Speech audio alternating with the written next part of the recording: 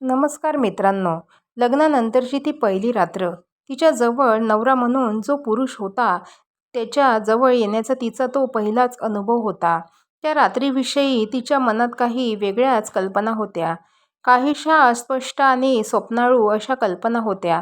तसेच तिच्या मैत्रिणीसोबतच्या गप्पांमधून तिने लग्नाच्या पहिल्या रात्रीच्या कल्पना रंगवल्या होत्या. पण तिचा स्वप्नांचा चकनाचूर झाला. तिचं नाव अदिती. लहानपणापासून खूपच हुशार आणि रंगरूपाने काळी, पण तिचे मन खूपच सुंदर. 3 भाऊ आणि अदिती एकुलती एक लाडकी बहीण. 3 भाऊ, अदिती आणि आई वडील असं एक एकत्र कुटुंब. अदितीच्या सगळ्या भावांची लग्न झाली. ते तिघेही आपापल्या संसारात रमले होते. पण ह्या मोठ्या घरात अदितीला खूपच एकटं वाटायचं.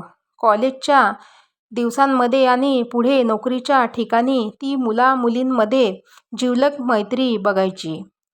जोडीदारांबरोबर हातात हात घालून आणि खांद्यांवर विसावणारी मुलामुलीची जोडी पाहिली की तिला असूया वाटायची. मनातल्या मनात पुटपुटायची, मला असा जोडीदार कधी भेटेल? अदितीचं वय सुद्धा वाढत होते, पण लग्न काही केल्या जमत नव्हतं. म्हणून घरच्यांना अदितीची खूप काळजी वाटत असे.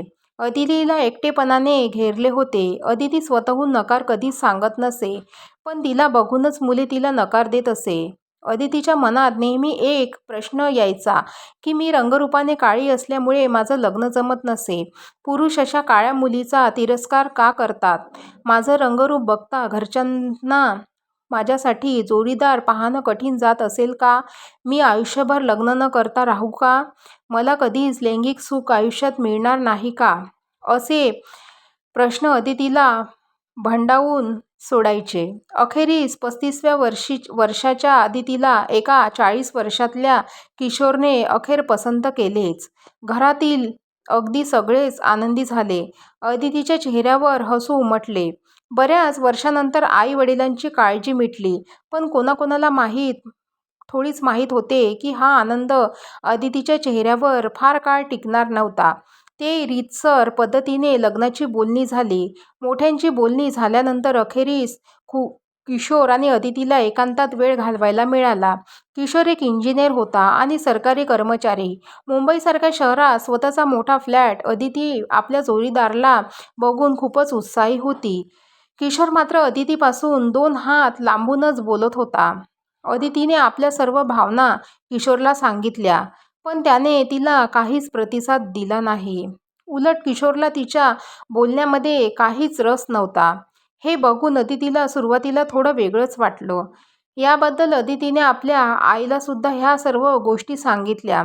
पण आईने एवढंच सांगितले, पहिलीच वेळ असेल, मुलं थोडी लाजतात. थोड्या कालांतराने अदिती आणि किशोर लग्नाच्या बेडीमध्ये अडकले. लग्नाच्या पहिल्या दिवशी अगदी पारंपरिक पद्धतीने अदिती दुधाचा ग्लास घेऊन किशोरच्या खोलीमध्ये गेली. पुढे काय घडणार ह्याची जरासुद्धा अदितीला कल्पनासुद्धा नव्हती. किशोरने अगदी अदितीकडे बघितले सुद्धा नाही. उलट तो लग्नाच्या पहिल्या दिवशी खोलीमधून निघून गेला. अदिती मात्र विचारात पडली, असे किशोरने केले का असेल? मी रंगरूपाने काळी आहे हे तर कारणीभूत नसेल ना? ह्या सर्व गोष्टीमागे अदिती मात्र विचारात पडली. अदितीला वाटले, लग्नाच्या पहिल्या दिवशी माझा नवरा मला मिठीत घेईल, मला खूप स्वप्न दाखवेल, मला घट्ट जवळ घेईल, रात्रभर माझ्या प्रेमाची उधळण करेल.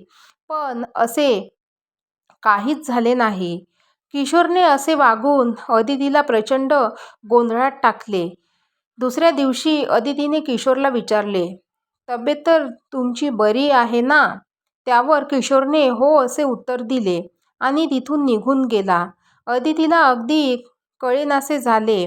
म्हणून न राहवता तिने सासूबाईंना विचारले, तर सासूबाईंनी सांगितले, तो लहानपणापासून खूपच लाजरा. शाळेत कॉलेजमध्ये मुलींशी तर बोलणेच नाही. शेवटी तो मुलांच्या शाळेत शिकलेला आणि बहीण नसल्यामुळं मुलीशी बोलायची सवय नाही, अशी सासूबाईंनी सारवासारव केली. हे ऐकून अदितीला हसायला आले. रोजचे हे असेच चालू राहिले. अदितीच्या मनातलं काहूर काही संपत नव्हतं. तिच्या अस्वस्थतेने काही कारण शरीरसुख नव्हते. किशोर तिला स्पर्शसुद्धा करायचा नाही, बोलायचा सुद्धा क्वचितच. अदितीला असं वाटू लागले की कदाचित दबावाखाली येऊन तर किशोरने लग्न केले नसेल ना. हे कोणाशी बोलायचे तिला कळतसुद्धा नव्हते. माहेरच्या लोकांशी मोकळेपणाने बोलू शकत नव्हती. अदिती खूप आनंदात आणि आपल्या संसारात तिचं मन रमलं आहे असा त्यांचा समज होता. अदितीच्या सहनशक्तीचा मात्र अंत होत होता. यातून लवकरात लवकर तिला मार्ग काढायचा होता. एक दिवस सासू-सासरे एका कार्यक्रमाला गेले असताना घरात किशोर आणि अदिती दोघेच होते. किशोर आपल्या खोलीमध्ये पुस्तक वाचत होता. तेव्हाच अदितीने खोलीचा दरवाजा लावला आणि किशोरला विचारले, "तुला मी आवडत नाही का? मी बघते तू नेहमी माझ्यापासून लांब जाण्याचा प्रयत्न करतो. पुरुष स्त्रीच्या सौंदर्याबद्दल किती बोलतात, पण तुझ्या तोंडातून एक अक्षर नाही. तू कोणाच्या दबावाखाली लग्न केलंस का?" हे ऐकून किशोर थोडा वेळ स्तब्ध झाला आणि म्हणाला, "मला काहीच प्रॉब्लेम नाही आहे." ही संधी साधून अदिती त्याच्या अजून जवळ जाण्याचा प्रयत्न केला, पण त्याचा एकही अवयव उत्तेजित झाला नाही. हे सगळं पाहून अदिती समजून गेली की माझा नवरा नपुसक आहे तो. ह्यावर किशोरने एकच उत्तर दिले, "तू कोणासोबत सुद्धा संबंध ठेव, माझी काहीच हरकत नाही आहे. उलट त्यातून जन्म देणाऱ्या मुलाला मी माझे नाव लावीन." अशी भयावह कल्पना आतापर्यंत कोणत्याच पत्नीने ऐकली नसेल. इथे सर्व स्पष्ट झाले. त्याने अदितीला फसवले आणि आपल्या कुटुंबाची अब्रू वाचवण्यासाठी काकुळतीला येऊन त्याने तिला सांगितले, "कृपया करून हे कोणाला सांगू नकोस. मला घटस्फोट देऊ नकोस." पण अदितीने मात्र निर्णय घेतला घटस्फोट द्यायचा. अदितीच्या अगदी सगळ्या स्वप्नांचा चकनाचूर झाला. अदितीने आपल्या जोडीदाराबरोबर रंगवलेली स्वप्न मातीत मिळाली. 2 वर्षात अदिती आणि किशोर ह्या दोघांचा घटस्फोट झाला. किशोरने आपल्याबद्दल असलेला व्यंगदोष लग्नाच्या आधीच जर का अदितीला सांगितला असता तर आज अदितीचे आयुष्य काहीच वेगळेच असते. मित्रांनो, तुम्हाला माझी स्टोरी जर आवडली असेल तर माझ्या चॅनलला लाईक आणि सबस्क्राईब करायला विसरू नका. Thank you.